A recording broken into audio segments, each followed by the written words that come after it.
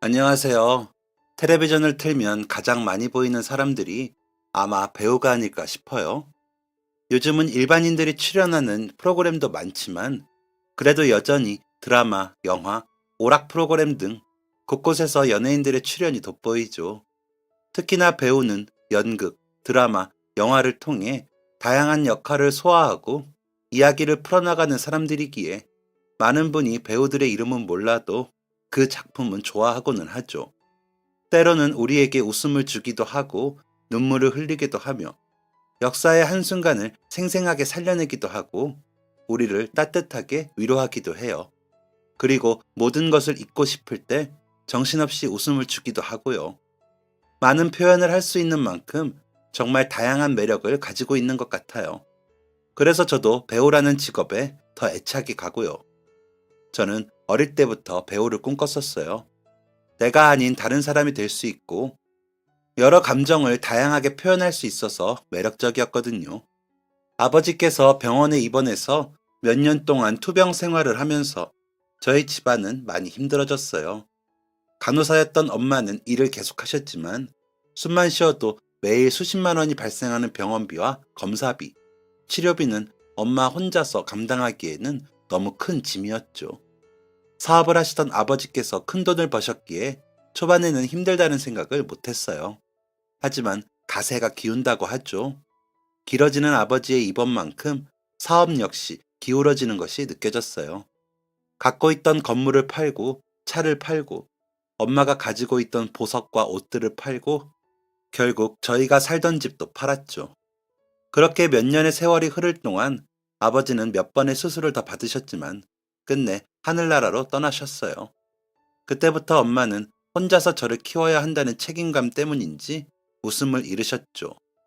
웃지도 울지도 않으시고 이 악물고 생계를 꾸리며 빚을 갚고 저를 키우셨죠. 그런 엄마를 따라 자연스럽게 저도 웃음을 잃었어요. 저 하나 잘 키워보겠다고 이 악물고 버티는 엄마 앞에서 우는 것도 웃는 것도 모두 사치처럼 느껴졌죠. 친구들도 점점 저를 피했어요. 늘 어둡고 차갑기만 한 아이를 누가 좋아하겠어요. 그렇게 온통 흑백 사진 같던 제 일상에 어느 날 변화가 생겼어요. 초등학교를 졸업하기 전 국어 수업 중에 조별로 연극을 하는 프로젝트를 만난 거죠. 그 내용 중에 공주 역할이 있었는데 아이들 모두 반에서 제가 제일 예쁘다며 공주 역에 저를 추천했어요. 그때까지만 해도 학교 수업 그 이상도 이하도 아니었죠. 그런데 친구들이랑 연습하는데 뭔가 달랐어요. 대본의 지시문에 따라 연기를 하는데 그 안에서 저는 아주 못돼질 수도 또 아주 행복해질 수도 있었죠. 내가 아닌 다른 사람을 연기하며 저는 완전히 다른 사람이 될 수 있었어요. 아버지가 돌아가시고 집이 망해 엄마와 힘들게 사는 여자아이가 아니라 동화 속 화려한 옷을 입고 마음대로 사람들을 휘두르는 공주님이 된 거죠. 뭐랄까, 일종의 쾌감이 느껴졌어요. 온통 흑백으로 이루어진 텔레비전 채널에서 갑자기 컬러로 된 화면이 나오는 것 같았죠. 그때부터 조금씩 저는 연기의 매력에 빠져들었어요. 친구들도 제가 연기하는 모습을 보더니 TV에 나오는 유명 배우 같다며 칭찬해 주었죠. 저에게 이런 모습이 있는지 몰랐다며 놀라워하기도 했고요. 그래서 중학생이 되었을 때는 클럽 활동으로 연극부에 들어갔어요. 학교에서 한 달에 한 번 정도 하는 활동에 불과했지만 저는 그 짧은 시간에라도 연기를 할 수 있어서 행복했어요. 그리고 그때부터 드라마나 영화를 찾아보기 시작했어요. 이전에는 크게 관심도 없는 분야인데 다른 사람은 어떤 연기를 하는지 궁금하더라고요. 특히 유명한 배우들은 어떤 연기를 하는지도 궁금했고요. 그러면서 종이에 그분들의 대사를 옮겨 적었다가 집에서 혼자 몰래 연습하기도 했어요. 학교에서 소설책을 빌려 거기에 나오는 지문과 대사를 따라하며 1인 다역을 소화하기도 했죠. 그렇게 점점 연기에 대한 제 즐거움은 시간이 지나면서 어느새 꿈이 되었어요. 단순히 연기를 할 때 즐겁고 행복하다는 생각을 넘어서서 이제는 좋은 연기를 배워서 더 잘하고 싶다는 생각을 했죠. 그러면서 내가 하는 연기를 누군가에게 보여주고 싶다는 생각도 하게 됐어요. 하지만 차마 이런 꿈을 엄마에게 이야기할 순 없었어요. 제가 열심히 공부해서 훌륭한 사람이 되기만을 바라고 계실 텐데 차마 배우가 되겠다고 할 순 없었죠. 그래서 이 꿈은 저 혼자 몰래 키워갔어요. 엄마에게 받은 용돈은 모아서 영화를 보러 다녔고 언젠가는 나도 저렇게 큰 스크린 속에서 모습을 드러내는 배우가 될 수 있을까를 꿈꿨어요. 그리고 중학교를 졸업할 때쯤에는 공개 오디션을 보러 다녔어요. 물론 결과는 처참했죠. 연기를 제대로 배워본 적도 없고 오디션에 무엇을 준비해야 하는지도 잘 모르는 애가 무작정 오디션만 응시했으니 그래도 포기하지 않았어요. 시간이 나면 오디션을 보러 갔고 인터넷에 올라온 대본집이나 도서관에서 책을 빌려서 꾸준히 연습을 계속했어요. 그리고 고등학생이 되어서는 드디어 동네 패스트푸드점에서 일할 수 있는 나이가 됐어요. 엄마의 사인을 몰래 위조해서 부모님 동의를 받았다며 아르바이트를 시작했죠. 그리고 그렇게 번 돈으로 마침내 연기학원에 갈 수 있었어요. 학원비를 매달 감당하기에는 무리였지만 몇 달에 한 번씩이라도 학원에서 연기 수업을 받을 수 있었죠. 그리고 틈틈이 수업을 들으며 점점 자신감을 회복한 저는 다시 한번 오디션을 보러 다녔어요. 엔터테인먼트 오디션에서는 아역으로 활동하기에는 나이가 많고 성인 배우가 되기에는 또 어려서 매우 어정쩡한 위치라 결과는 늘 아쉬웠어요. 인터넷으로 배우를 꿈꾸는 사람들이 모이는 카페에 가입해서 정보를 얻기 시작했는데요. 거기에는 가끔 청소년 역할이 필요한 연극이나 영화에서 배우를 뽑는다는 정보가 올라왔었죠. 근데 그나마도 자주 올라오는 것이 아니라 경쟁이 매우 치열했어요. 특히 영화 촬영의 경우 만약 합격하면 지방에서도 일정을 소화할 수 있어야 하는 것도 많아서 엄마한테는 비밀로 하고 오디션을 보러 다니는 저에게는 기회가 더욱더 한정적이었죠. 또 몇몇 역할은 제 얼굴이 너무 예쁘기 때문에 단역으로 쓰기에는 눈에 띄어서 안 된다고 하기도 했어요. 그러던 중 다니던 연기학원의 선생님께서 한 오디션을 알려주셨어요. 이번에 아이돌 스타로 등장하는 청소년이 필요한데 마르고 예쁘장한 배우를 찾고 있기 때문에 제가 그 역에 딱 알맞을 것 같다고 하셨죠. 특히 이번에는 공개 오디션이 아니라 연기학원 등에만 연락해서 진행되는 오디션이기 때문에 가능성도 더 높다고 하셨고요. 그래서 저는 몇 주 후 있을 오디션을 정말 열심히 준비했어요. 역할에 필요할지 모르니 가요 무대를 보면서 춤과 노래를 따라하며 연습하기도 했고요. 이번 오디션을 준비하는 몇 주 동안은 정말 이렇게 열심히 한 적이 있나 싶을 만큼 노력했어요. 큰마음 먹고 명동과 동대문을 돌며 새로운 옷까지 사 입었죠. 그리고 드디어 대망의 오디션 날이 되었어요. 최근 몇 주 동안 정말 치열하게 준비했기에 이번 역할은 반드시 내가 딸 수 있다고 생각했어요. 그리고 대기실에 갔더니 선생님 말씀대로 아름아름 관계자들 사이에서만 진행되는 오디션이라 그런지 응시자도 많지 않더라고요. 이번이라면 정말 승산이 있겠다 싶었어요. 그리고 드디어 오디션장으로 들어갔어요. 이름과 자기소개를 하고 준비된 즉흥 연기를 펼쳤어요. 또 앞에서 나눠주었던 대본을 연기하기도 했고 역할에 맞춰 노래와 춤도 준비했다고 보여드렸죠. 반응도 좋고 분위기도 좋았어요. 그리고 당당하게 1차에 합격했어요. 1차 합격자들 10명을 추려 2차 오디션을 본다고 하더군요. 그룹이라는 컨셉이라 3명을 뽑을 예정이었고 저는 당연히 3명 중 1명이 될 거라고 생각했어요. 게다가 저를 지도해 주셨던 선생님도 이번에 오디션 너무 잘 본 것 같다고 하셨거든요. 제작사에 있는 아는 지인분께서 제가 연기도 너무 잘하고 이미지도 무척 좋아서 역할에 딱 어울리는 것 같다고 하셨대요. 그 이야기를 듣는 순간 아, 마침내 나에게도 드디어 기회가 오는구나 하는 생각이 들었어요. 그리고 이번 오디션에 합격한다면 엄마에게 당당하게 이야기해야겠다 싶었어요. 그동안은 계속되는 오디션 실패로 이렇다 할 결과물도 없었고 허황한 꿈을 쫓고 있는 것처럼 보였기에 당당히 이야기할 수가 없었거든요.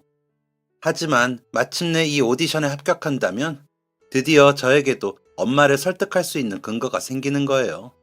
일주일 후 드디어 2차 오디션 날이 되었어요. 지하철에서 나오는데 앞에 걸어가던 한 여자아이가 걸음을 자꾸만 멈췄어요.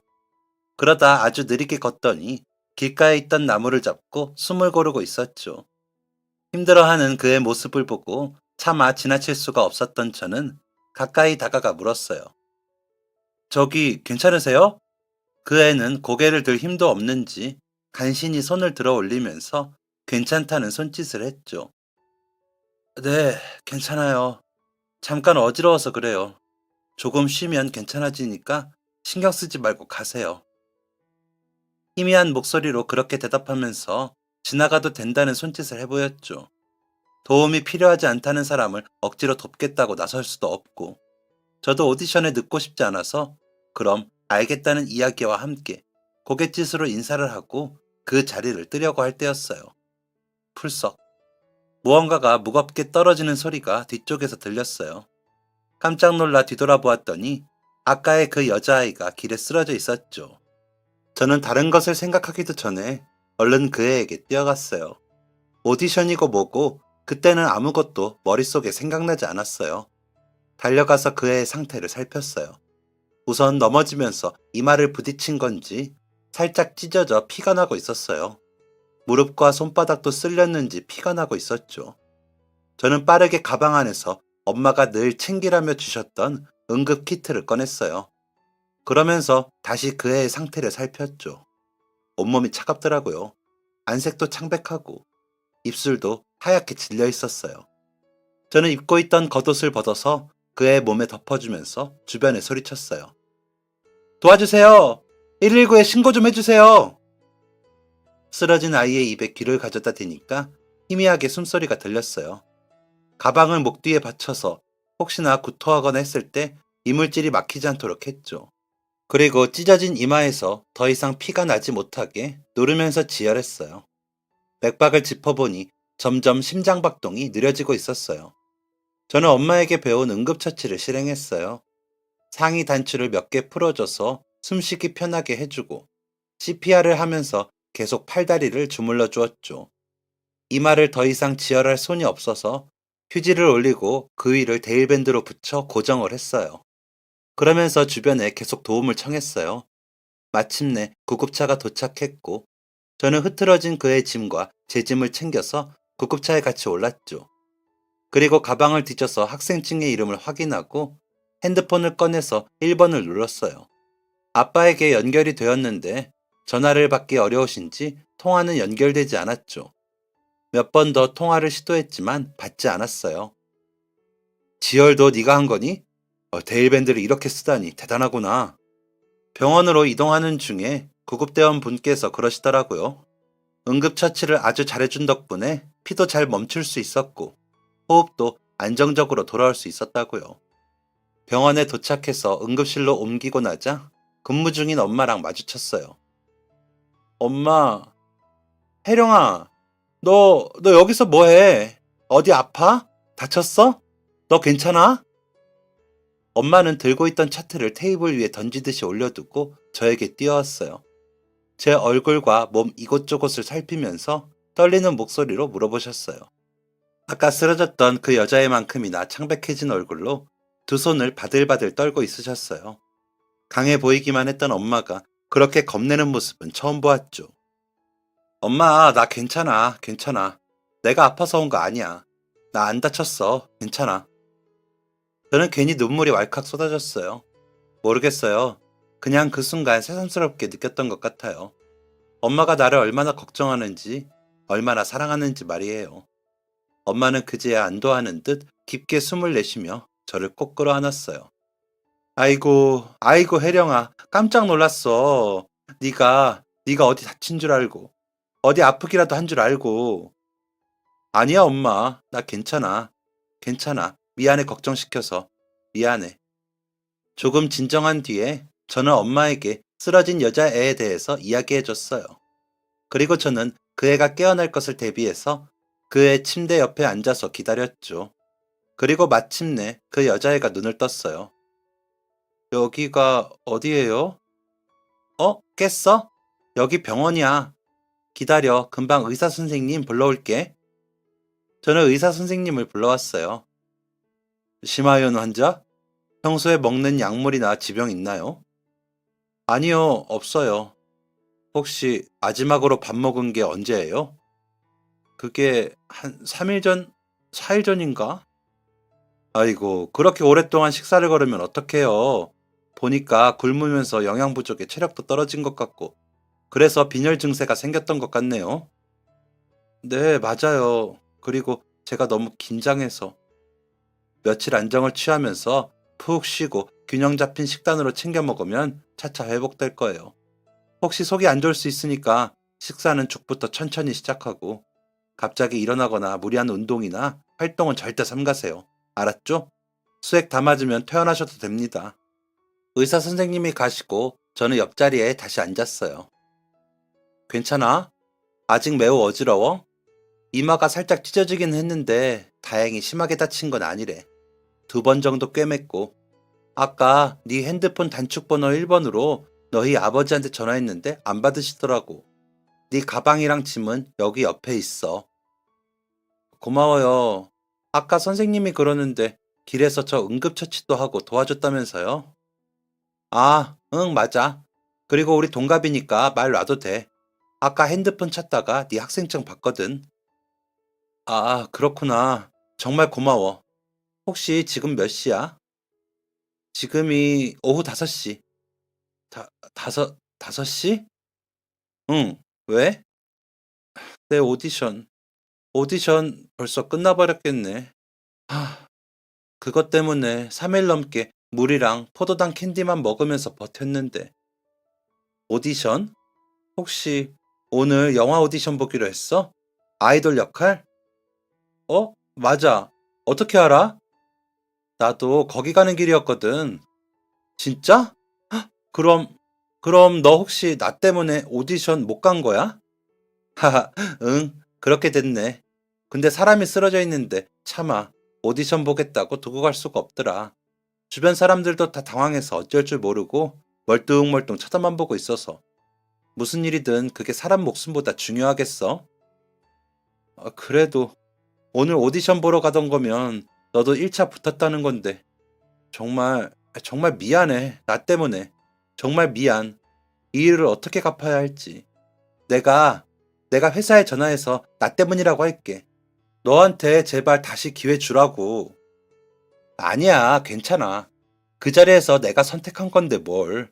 그리고 정말 나를 뽑고 싶었으면 따로 연락했겠지. 근데 어차피 아무 연락도 없었어. 아무튼 네가 무사해서 다행이다. 난 강혜령이야. 나는 심하윤. 진짜 고마워. 나중에 내가 밥이라도 사고 싶은데 혹시 핸드폰 번호 알려줄 수 있어? 저희는 그렇게 연락처를 교환했고 곧 아버지가 오실 거니까 먼저 가도 된다는 그의 이야기를 듣고 먼저 병원을 빠져나왔어요. 그리고 집으로 돌아왔을 때 엄마는 제 방에 오시더니 오늘 어디 가던 길인지 물으셨었죠. 결국 저는 오늘 있었던 일을 자세히 이야기하면서 오디션에 가던 길이라는 사실을 고백했어요. 그리고 그동안 돈을 모아서 연기 연습을 하던 것과 배우가 되고 싶어서 많은 오디션을 다녔던 사실도 고백했죠. 화를 낼 줄 알았던 엄마는 의외로 차분하게 제게 이야기했어요. 그동안 연기학원 다니고 싶어서 힘들게 아르바이트를 한 거야? 엄마한테는 왜 말 안 했어? 그냥 왠지 뜬구름 잡는 것 같아서 이야기할 수가 없었어. 이번 오디션 합격하면 그때 당당하게 이야기하려고 했거든. 그동안 거짓말해서 미안해, 엄마. 엄마는 그것보다 네가 그동안 꿈이 있었는데 엄마한테 이야기를 안 해줬다는 게 서운한데? 미안해. 그동안 엄마가 일하느라 바빠서 네가 뭘 하고 싶은지 물어보지도 못하고 신경도 못 썼네. 미안하다. 연기학원 다니고 싶으면 학원비는 엄마가 줄게. 대신 그래도 성적은 중간 정도 유지하기다. 정말? 엄마, 고마워. 엄마 사랑해. 그때부터 저는 엄마의 지원을 받아서 연기 학원을 다니기 시작했어요. 차마 비용이 부담스러워서 매일 가지는 못했고, 일주일에 한 번 듣는 강의를 등록했죠. 그리고 엄마를 실망하게 하지 않기 위해서 공부도 열심히 하려고 노력했어요. 일주일 정도 지났을 무렵 병원에서 연락을 주고받았던 하윤이로부터 만나자는 연락이 왔죠. 마침 사는 곳도 멀지 않았던 저희는 만나서 밥을 먹기로 했어요. 그 일이 정말 고맙다며 하윤이는 꼭 밥을 사고 싶다고 했죠. 우리 아빠가 네 이야기 듣더니 무조건 밥 사줘야 한다면서 용돈도 주셨어. 그리고 너희 엄마가 간호사로 일하신다며? 서류 작성하는 데 와서 인사하셨다고 하더라고. 그래서 네가 응급처치하는 법을 알았구나. 저희는 밥을 먹으면서 그동안 봤던 오디션 이야기랑 연기에 대해서 신나게 떠들었어요. 알고 보니 하윤이는 돌아가신 어머니께서 원래 배우 생활 하셨었다고 하더라고요. 유명한 배우가 되지는 못하신 채 결혼하고 임신하시면서 자연스럽게 영화계에서 멀어졌지만 그래도 자신은 엄마의 끼를 닮은 것 같다며 엄마 목까지 유명한 배우가 되고 싶다고 했죠. 서로 관심 분야가 같다 보니까 저희는 말이 무척 잘 통했어요. 잠깐 만나서 밥만 먹을 줄 알았는데 어느새 정신없이 이야기를 나누고 있었죠. 둘 다 어릴 때 어머니와 아버지를 병으로 잃었다는 공통점도 있고 그렇게 한부모 가정에서 자라서인지 서로 공감할 수 있는 일들이 많았어요. 그동안 다른 친구들에게는 터놓지 못했던 일들도 하윤이는 이해할 수 있으니까 편하게 이야기하게 되더라고요. 그렇게 저희는 그 이후 계속 연락을 주고받고 종종 만나서 밥도 먹고 영화도 보고 연기 연습도 하면서 함께 꿈을 키워갔어요. 서로 오디션 정보도 공유하고 연기하는 것도 도와주었죠. 그렇게 어느새 서로에게 가장 친한 친구가 되어주었고 형제 자매가 없는 서로에게 형제가 되어주고 가족이 되어주었죠. 하윤이의 아버지도 일 때문에 무척 바쁘셨고 저희 엄마도 바쁘셨기에 저희는 외로운 빈자리를 채워주는 아주 좋은 단짝이 되었어요. 이제껏 살아온 중에 이렇게까지 친하게 지내고 서로를 이해할 수 있는 사람은 처음이었죠. 게다가 학교도 같아서 저희는 둘도 없는 단짝이 되었어요. 시간이 지나면서 저는 원하는 결과가 없는 오디션들에 지쳐갔어요. 그래서 어느 순간부터는 연기 학원을 그만두고 공부에 집중하기 시작했죠. 원래의 성적도 그리 나쁜 편은 아니었던 터라 공부하는 게 어렵진 않았어요. 반면 하윤이는 계속해서 오디션을 보러 다녔고 몇몇 영화의 단역으로 출연하기도 했죠. 하윤이가 찍은 영화가 개봉하면 우리는 극장으로 보러 가서 아주 작은 역할을 맡은 그녀의 활약을 찾아봤어요. 때로는 편집당해서 상영 내내 볼 수 없기도 했지만 어떤 때는 주인공 뒤에 있어서 얼굴을 선명히 볼 수 있기도 했죠. 하윤이는 그렇게 계속 배우의 꿈을 키워갔고 저는 그쯤 다른 꿈을 키우기 시작했어요.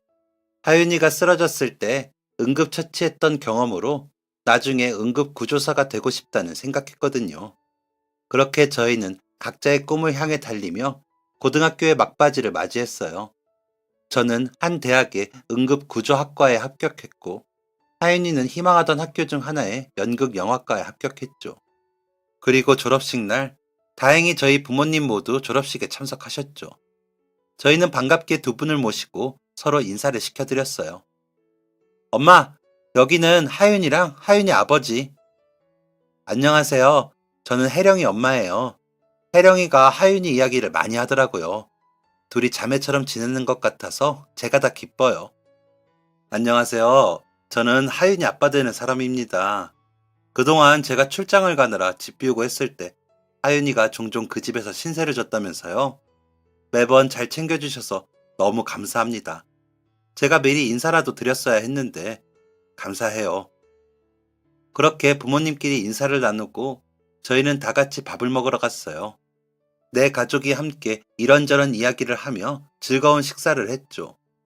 그리고 그 일을 계기로 저희는 종종 부모님들과 함께 식사도 하고 하윤이가 나온 영화도 보러 다니고 시간이 맞을 때는 같이 아이스 스케이트를 타러 가거나 바다로 여행을 가기도 했어요. 어느새 저희는 자매 같던 저희 사이뿐만 아니라 부모님까지 모두 한 가족이 된 것 같았죠. 그렇게 저희는 각자의 꿈을 찾으며 고군분투하고 저희 가족은 한 가족처럼 점점 돈독해졌어요.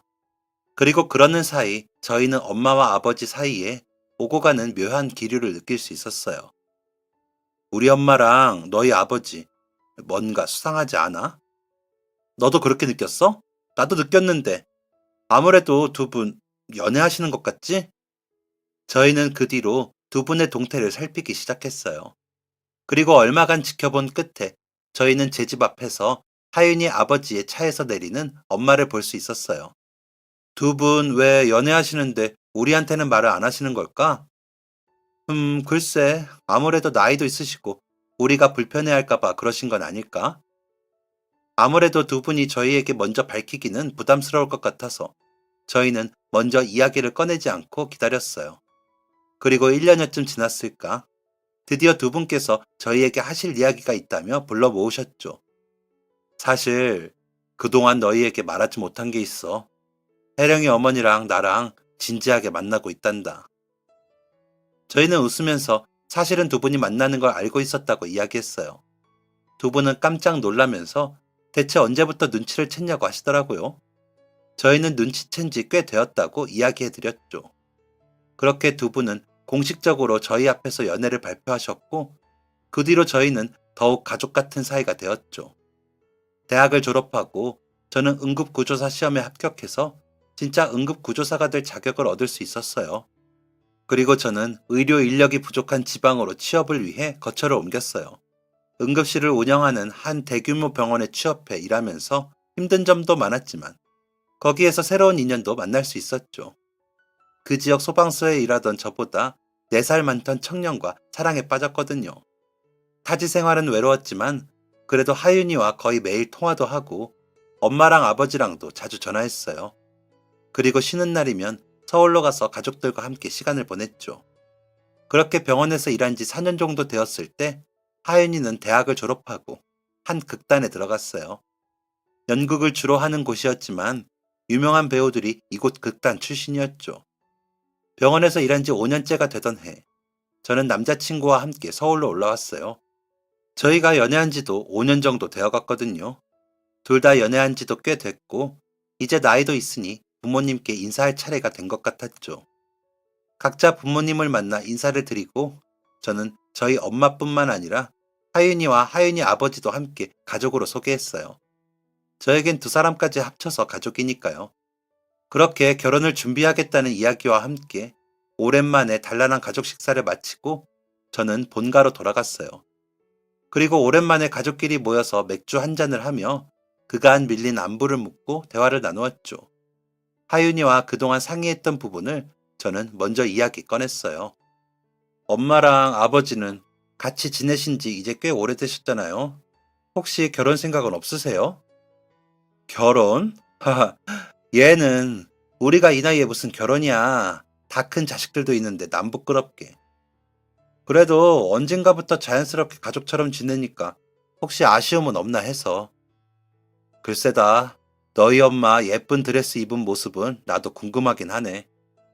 아이고, 이 나이에 남사스러워서 결혼식장에 사람도 못 부른다, 얘.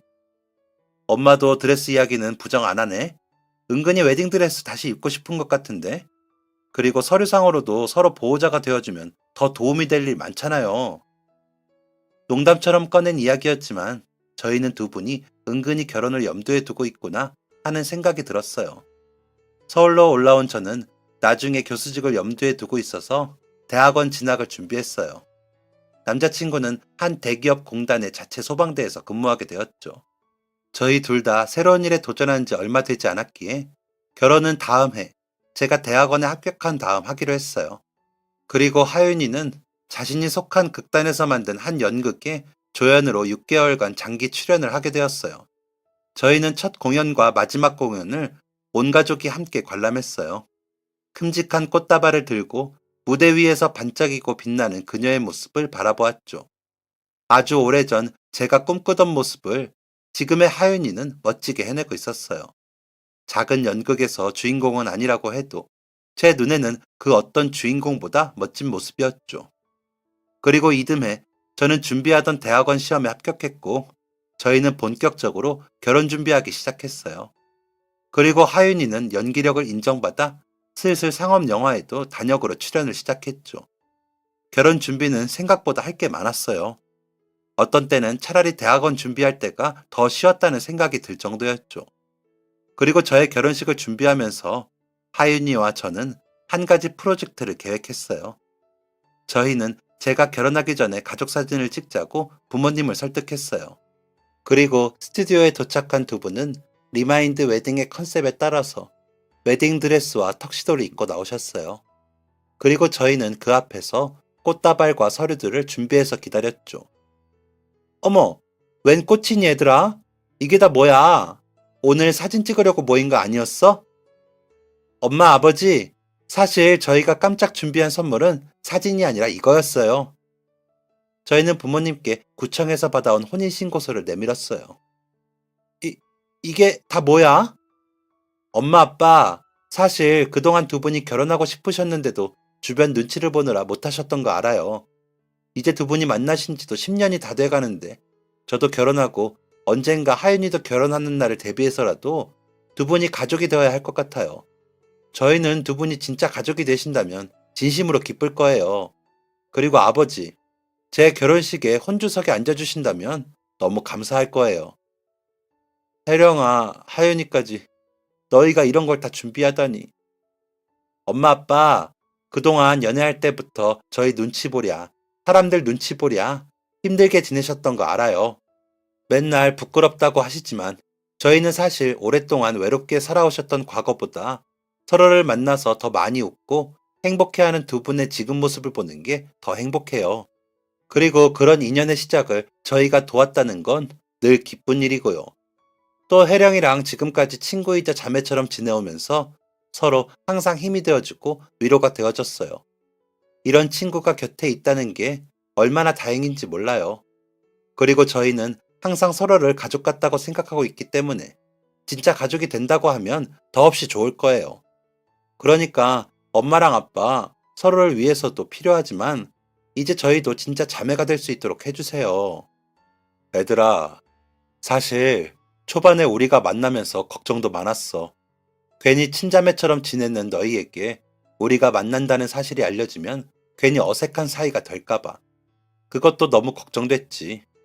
사실 우리가 만난다고 밝혔을 때도 너희가 잘 받아들여주고 응원해줘서 얼마나 고마웠는지 몰라. 그런데 이런 이벤트까지 준비해주고 우리에게 가족이 되어도 좋다고 용기까지 주니 얼마나 고마운지 모른다. 어떻게 이 마음을 다 표현해야 할지 모르겠구나. 고마워. 정말 고맙다. 정말 고마워 우리 딸들. 아버지의 우리 딸들이라는 표현에 가슴이 뭉클해졌어요. 저도 모르게 눈물이 글썽거렸죠. 하지만 이벤트는 아직 끝나지 않았어요. 선물은 하나 또 있어요. 저희는 두 분을 위해 준비한 반지 한 세트를 꺼냈어요. 갑작스러운 이벤트라 두 분이 준비하지 못했을 결혼 반지였죠. 엄청나게 비싸고 좋은 것은 아니었지만 그래도 두 분이 이제 부부라는 사실을 어디에서든 알려줄 수 있는 증표였어요. 아무리 가족끼리 하는 결혼식이라고 해도 갖출 건 갖춰야죠. 디자인이 두 분 마음에 드실지 모르겠지만 마음에 드셨으면 좋겠네요.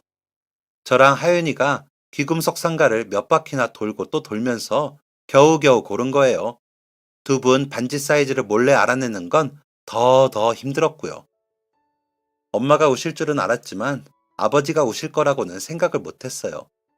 자주 보지 못했던 아버지의 눈물에 저희 가족 모두 당황스러웠지만 아버지가 감동하시는 모습을 보니 깜짝 이벤트를 준비하기를 잘했다고 생각했어요.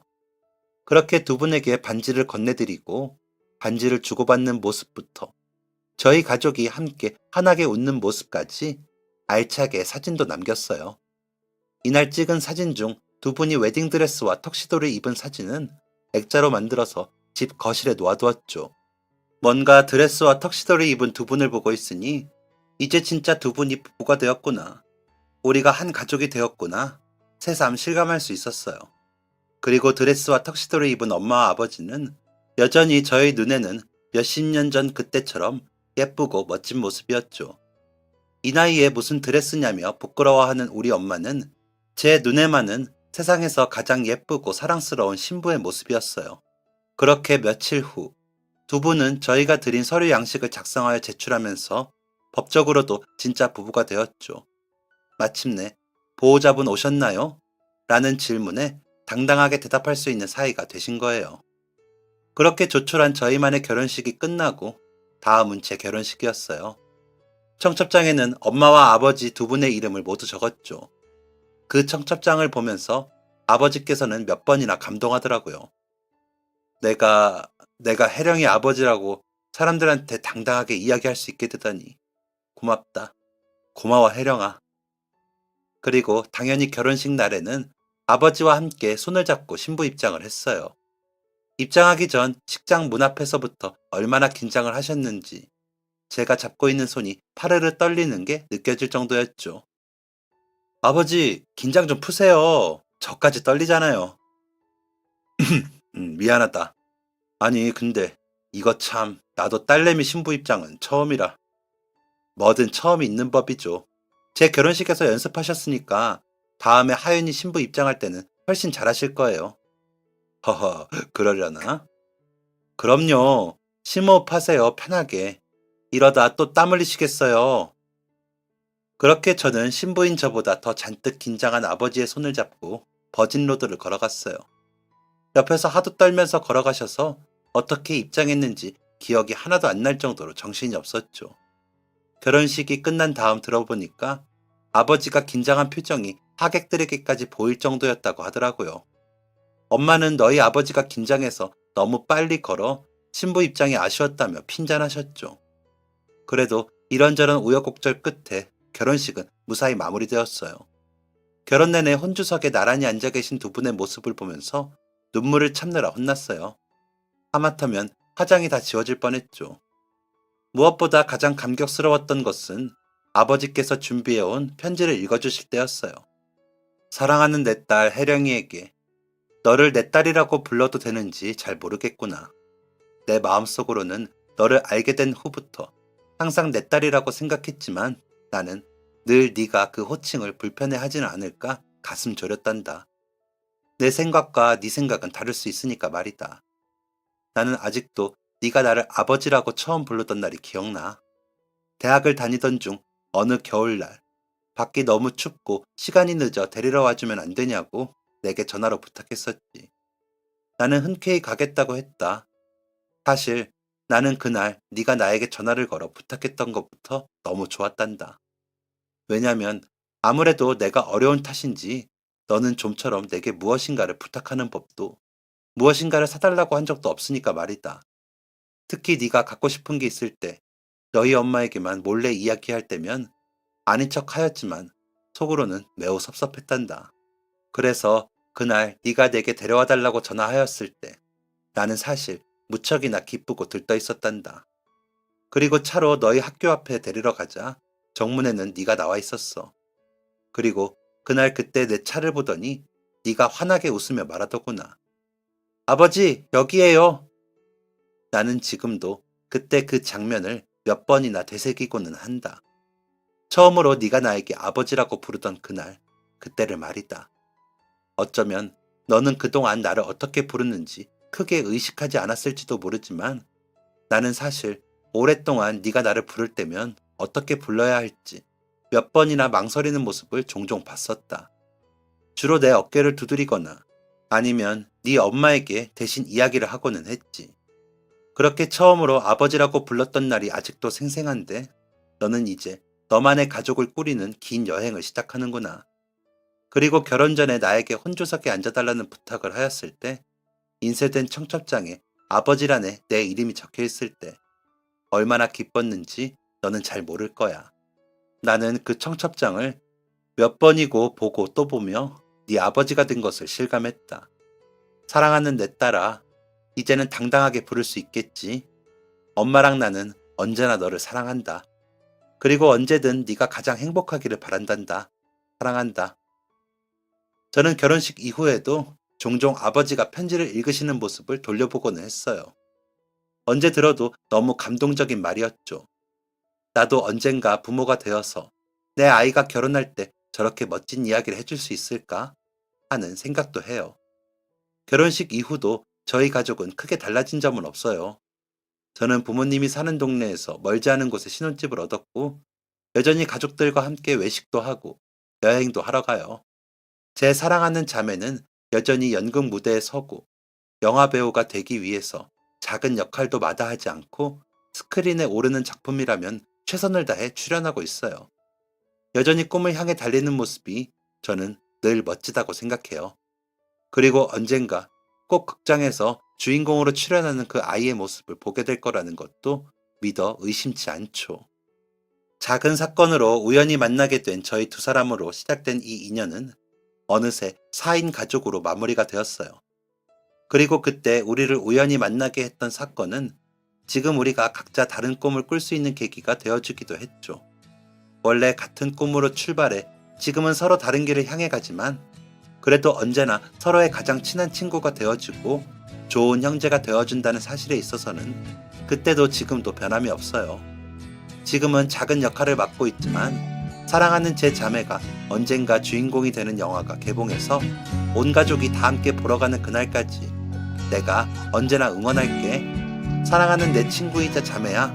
앞으로도 우리 오래도록 행복하고 늘 서로를 의지하면서 지내자. 우리 가족 모두 언제나 화이팅! 지금까지 사연 들어주셔서 감사합니다. 사연이 재밌으셨다면 구독과 좋아요를 눌러주세요. 감사합니다. 안녕히 계세요.